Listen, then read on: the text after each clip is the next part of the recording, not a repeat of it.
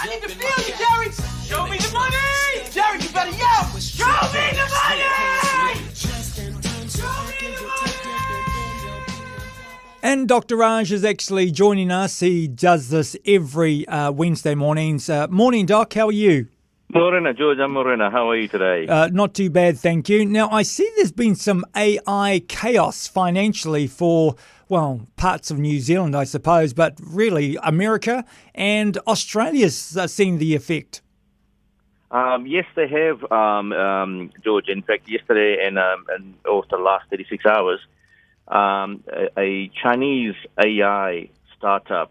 This was done by a gentleman called Liang Wenfeng. So his company developed a AI software engine called DeepSeek, and that sort of was launched about a day and a half ago, and that sort of resulted in quite a significant worldwide attention in the AI world.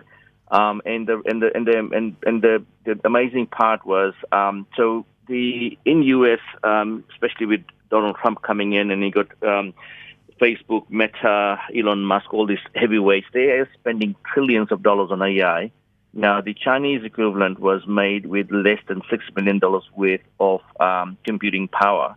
Wow. And using chips that were far, far, far inferior compared to the ones that were used by US.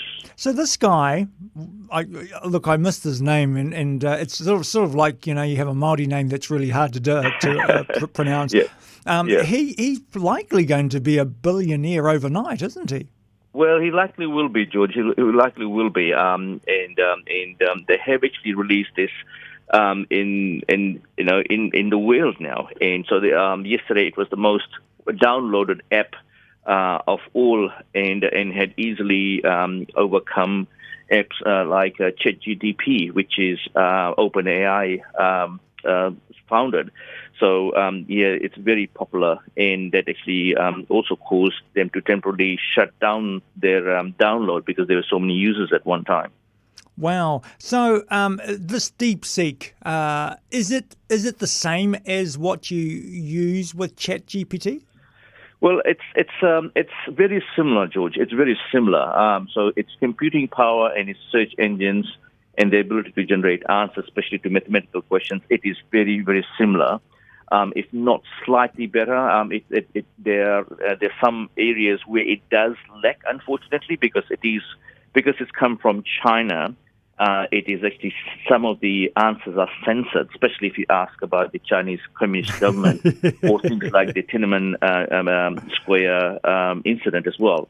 So there are some drawbacks, but given that such a small amount of money was used to generate something that has cost the rest of the American and European developers trillions of dollars, this is what, of course, got the attention, especially of the stock market, which in the US they lost about $1 trillion New Zealand in one day. Oh my gosh! So how did they do that? Did they just lose it, or people sold their shares? Well, so you've got companies like NVIDIA. So NVIDIA is a company that produces the computing chips that powers its search engines. Now, they had banned all NVIDIA chips to China. So what China did, they used lesser or inferior quality ones. So NVIDIA was one of the few tech companies. A lot of tech companies lost that share values. And also investors moved their money from tech, which they were actually investing quite heavily into AI, and they moved into your blue chip companies like your Coca-Cola and your industrial and steel. So they moved from tech into steel. So they lost $1 trillion worth of stock or value sort of in the technology sector.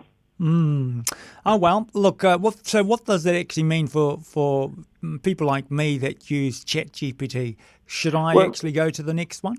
Well, that's actually, we can look at both ways, George. The good thing is that there's more competition now. So there's more competition. So we as consumers, we actually end up having more choices and a better product as the AI develops. They've proven that we don't need trillions of dollars to actually develop these things, and the U.S. doesn't actually has the monopoly. Now, the negative effect, I suppose, is that with the decline in or the impact of the stock market, especially the technology sector, in say, for example, Australia, a lot of the technology companies lost about 20% of the value. We invest our KiwiSaver, our superannuation, our currency is actually affected by the decline in markets as well. So they that it does affect our investments. So we can look at both ways. Hopefully, this is a short-term volatility, and sort of as markets stabilize, as people get used to